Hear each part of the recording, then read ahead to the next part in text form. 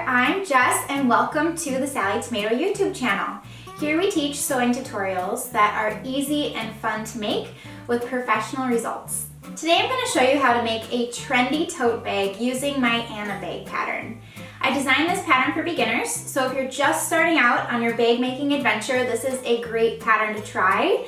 And if you're a seasoned bag maker, there's an optional recessed zipper closure, and of course you can add additional pockets to the lining on your own if you want to take this pattern to the next level. The Anna bag features front slip pockets, accented shoulder straps, a sturdy base, and optional recessed zipper closure like I mentioned before. This pattern is actually an updated version of the first pattern that I ever wrote for a bag, which was called the Stylish Sturdy Tote bag. So since I've been designing patterns and writing instructions for a few years now, I've refined my techniques and instructions to make this pattern even easier to sew. The name of this updated pattern was inspired by Anna Wintour and her passion to do what she loves. Before we begin the tutorial, be sure to purchase the pattern. You can find the pattern and all of the supplies to make this project on our website, sallietomato.com, or you can request them at your local quilt shop. The supplies you need are listed on the back of the pattern, including a list of helpful notions. I encourage you to pause the video as the steps progress so that way you can sew along with me. I've already gathered my supplies according to the pattern, so let's get started. Before beginning, I highly recommend viewing the recommended fabrics on the back of the pattern cover. So here I've listed out what fabrics I recommend for the main fabric, contrast A and lining, and your contrast B. It also lists all the materials and supplies and stabilizer information on the back of the pattern. So also included in the pattern are some labels.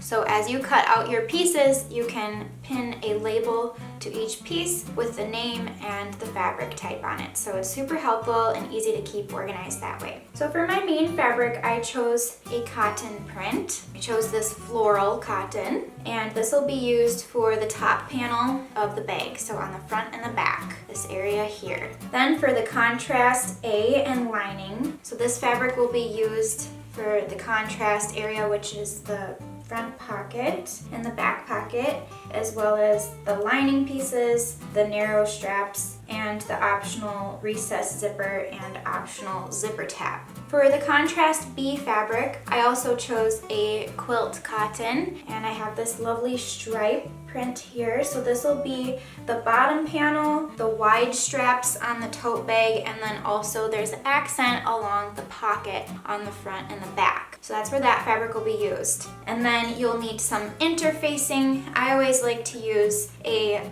lightweight woven interfacing that is fusible. So since I'm using woven fabrics, a woven interfacing is best because if you use a non-woven, once you turn your bag right side out and it's complete, it can be hard to get those wrinkles out. And then you'll also need a foam stabilizer. So this is a foam that adds a lot of body, but it's super lightweight and it compresses as you sew. So the foam is a great option for bags. I use it a lot in my patterns. Also, if you decide to use cork fabric or faux leather for this pattern, which you certainly can, that will be used for the bottom and the straps. The instructions will be the same for the most part, but you will need some additional interfacing if you decide to use cotton or a woven fabric for your contrast B. So I've already cut out my additional interfacing pieces as well.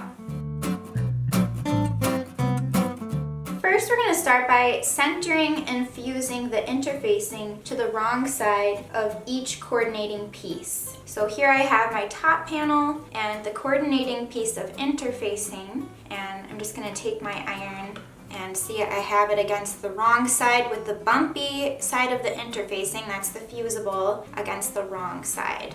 Go ahead and give it a nice press. I'm using the Aliso travel iron, or the mini project iron. I love this because it's super handy to keep next to my sewing machine, and then I also have a wool pressing mat so I can quickly press at the machine as I go along if I need to. So then you can continue ironing the rest of the pieces. There's the remaining top panel, the narrow straps. If you're making the optional recessed zipper, then you'll iron the interfacing to those pieces, the pocket, And if you're using cotton for the contrast, you'll iron interfacing to the bottom panel, the wide straps, and your accent pieces. So we are going to start with preparing the pockets. You're going to take your pocket accent and fold it in half with wrong sides together, and I pressed mine since I'm using cotton, but if you're using cork or faux leather, you can use a seam roller. So this will help crease the top edge and you can flatten it down. So after pressing, you're going to position the raw edges of the accent along the top raw edge of one of the pocket pieces. Then you're going to layer another pocket piece right sides together, sandwiching the accent in between the other pocket piece, and make sure all the raw edges are aligned, and grab some pins and pin the layers together. And repeat for the remaining pocket pieces.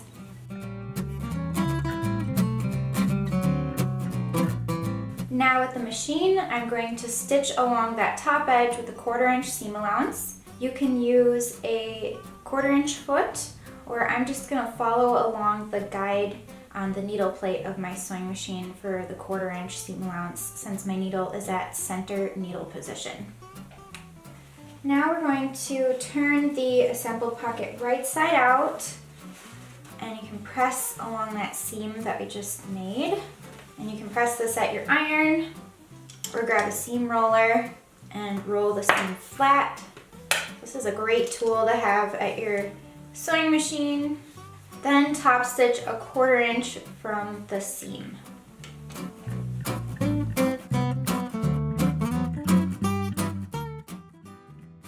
And repeat for the remaining pocket.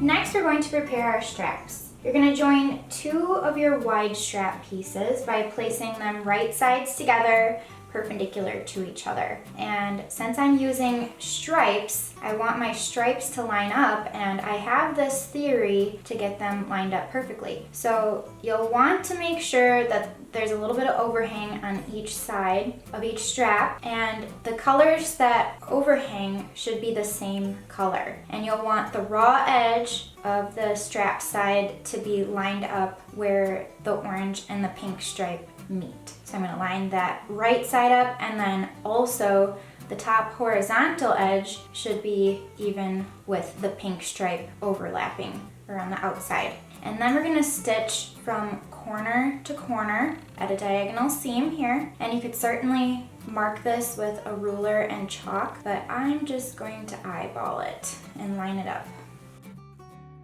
And you can add some pins to make sure that everything stays put.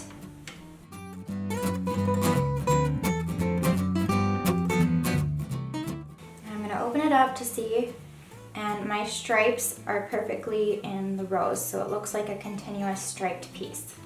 So now you can take your scissors and cut a 1/4 inch from the seam to trim off that excess fabric, and then press the seam open. You can do this with your iron or at your machine with your fingers or a seam roller.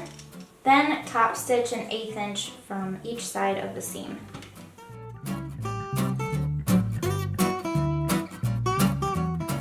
And you can take your scissors and trim the excess fabric from the seam allowance, even with the edges. So then you'll take your remaining pieces to create a second wide strap, and then you'll cut so that way the entire length of each strap measures according to the pattern. Next, grab both of your wide strap pieces and narrow strap pieces, and with wrong sides together, you're going to fold all 4 straps lengths to the center and press. If you're using cork fabric, you can use double-sided basting tape to hold the layers together, or sewing clips. And you'll continue to press down the entire length of the strap, making sure that those raw edges meet in the middle.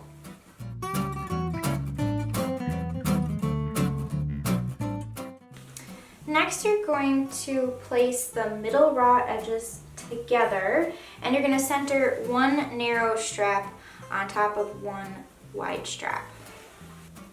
And you can clip these together with sewing clips, I'm just gonna add a couple pins, but the clips are really nice for the thickness, especially if you're using Cork Fabric. Then you're gonna measure in from each short edge according to the pattern and mark a line across the straps. And what you're gonna do is you're gonna sew between each of those markings, but do not sew past it. So over at the machine, we're gonna sew an 1/8 inch from each edge of the narrow strap to top stitch the straps together. So make sure to start and stop at those markings.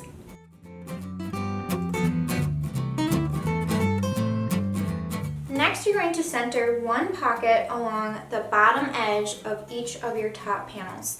And the easiest way to do this is to fold the pocket in half, and you can just finger press the center or mark it with a removable pen or a pin, and then you'll fold the top panel in half as well.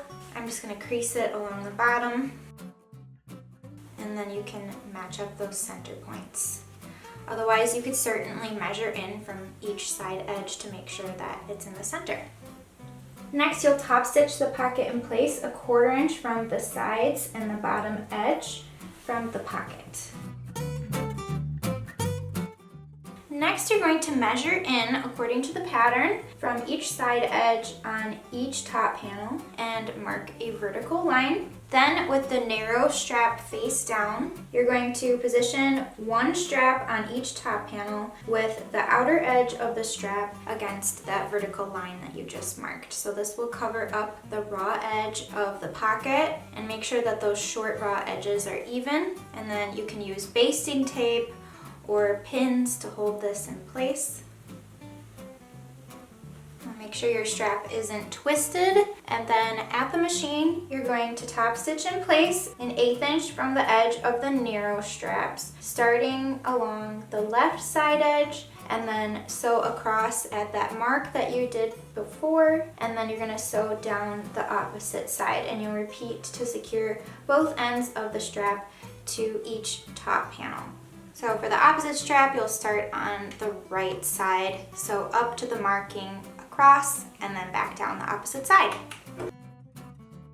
So now you can really see the bag coming together, and it's getting really exciting. So next you're going to align the bottom edge of the top panel with the top edge of the bottom panel.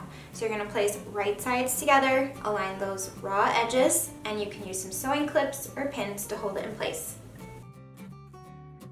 Then at the machine, you're going to sew together with a 1/2 inch seam allowance. And next you're going to press the bottom panel away from the top with the seam towards the bottom. And you can take this over to your iron and give it a press. I'm just going to finger press it at the machine, and then top stitch the bottom panel 1/4 inch from the seam. Next, with the right sides face up, you're going to position each exterior piece over one foam panel, and you'll align all the edges and make sure you smooth it out. You can use basting spray between the layers to hold them together, or you could use pins and even pin the center area to make sure nothing shifts, or sewing clips. And make sure to move the straps down out of the way, and then you're going to top stitch each exterior panel to the foam 1/4 inch from all the edges. So I hope you like how your bag is coming together so far. And the next section of instructions talks about assembling the recessed zipper closure. So I would say this technique is an intermediate level of sewing, and I do have a full step-by-step tutorial on YouTube how to assemble a recessed zipper. So you'll just follow the measurements in the Anna bag pattern, and you can watch the video if you need additional help, or you can certainly just follow along with the written instructions. So definitely check out that video to see if this is something that you want to try. And then I also have a video tutorial for how to create a fabric tab to finish off the raw end of the zipper tape, or you could also add on a zipper cord end. And a zipper cord end is a metal piece of hardware that caps off that raw edge, and you can coordinate it to match your zipper. So that is a fun option, and if you are a beginner and you want to try this technique, I would recommend to try the zipper cord end hardware. because it's a lot easier than the fabric tab because there's some narrow top stitching on the tab. So either option, it's up to you. With right sides face up, you're gonna center your recessed zipper on one lining piece. And I've already measured down from the top edge and marked a horizontal line, and then you'll find the center of the recessed zipper, position it in the center, and match up that raw edge with the line that you mark. Then top stitch the raw edge in place 1/4 inch from the edge. Then you're going to fold the recessed zipper up and make sure that the seam allowance stays up towards the top edge and give it a good press. Then top stitch 1/2 inch from the seam to encase the raw edge. Next, you're going to repeat the same steps to attach the opposite long edge of the recessed zipper to the remaining lining panel.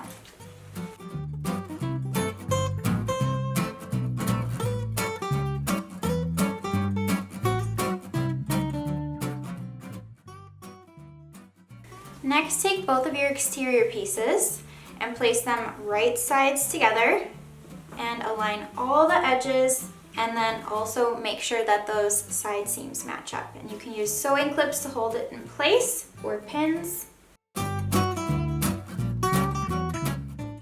Then sew together along the sides and the bottom edge with 1/4 inch seam allowance.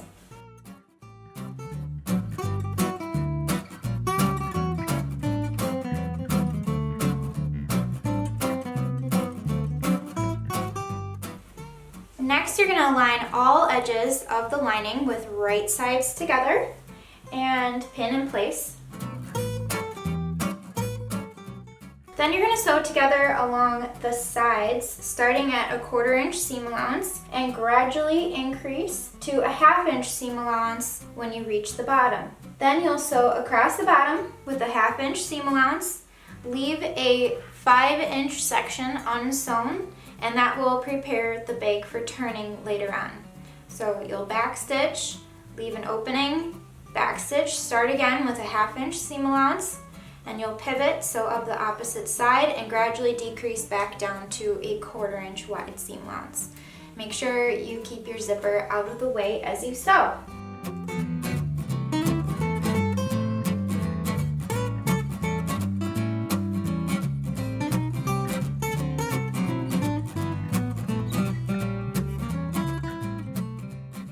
Next, you're going to mark a square in each bottom corner of the exterior and the lining, and then cut along the marked lines, and the measurements for the square are included in the pattern.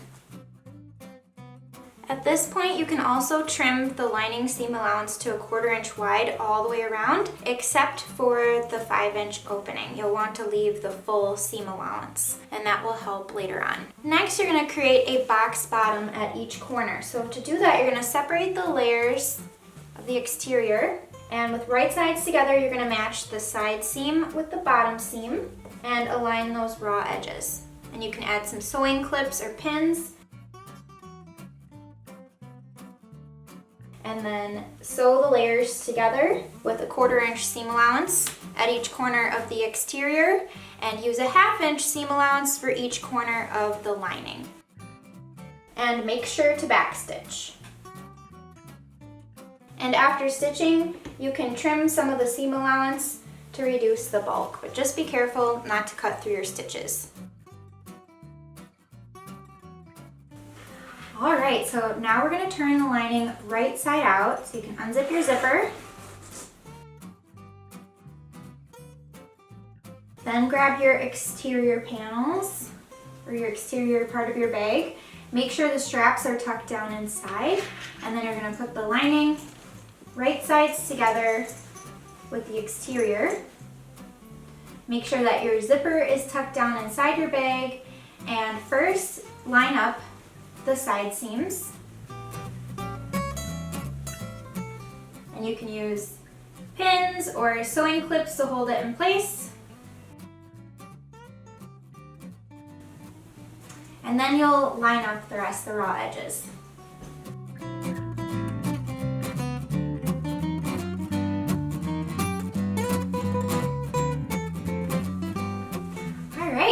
what it should look like.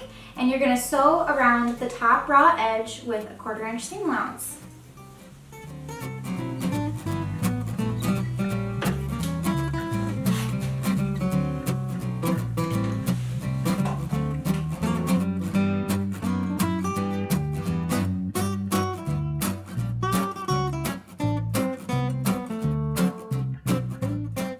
So look in from the lining side and make sure that you caught the lining in the seam allowance. If not, you can go back and seam rip and then fix that area that you might have missed. So now we're ready to turn the bag right side out. So you're gonna do that by pushing the lining and the exterior through that unsewn opening in the lining.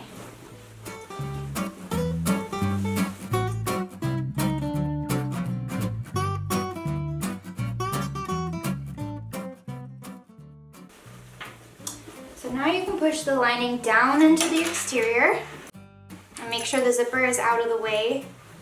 And then roll the top edge to make sure that the seam allowance is along the very top edge and nice and flat. And then you can add some pins all the way around, but you're going to top stitch around the top edge with a 1/4 inch seam allowance.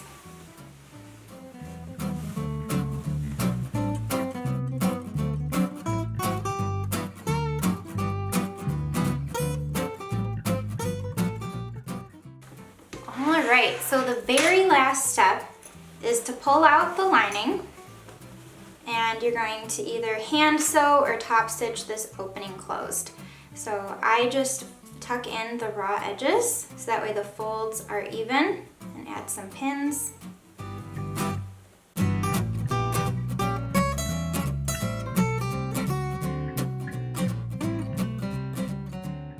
So then you can arrange the lining inside the bag. Make sure the corners are poked out and zip up your zipper. All right, awesome job. I hope you're excited to start using your new Anna tote bag. I want to thank you for sewing with me today, and I truly hope that you enjoyed this tutorial and learned some new tips and techniques along the way. We encourage you to share photos of your completed project using hashtag Sallie Tomato and hashtag Inspired by Anna on social media. We'd love to see the fabrics you chose for your Anna bag and how you're styling it. Thanks for watching, and I hope you'll check out the rest of our pattern line for more professional looking projects. If you liked this video, please give it a thumbs up, comment, and subscribe to our channel. See you next time.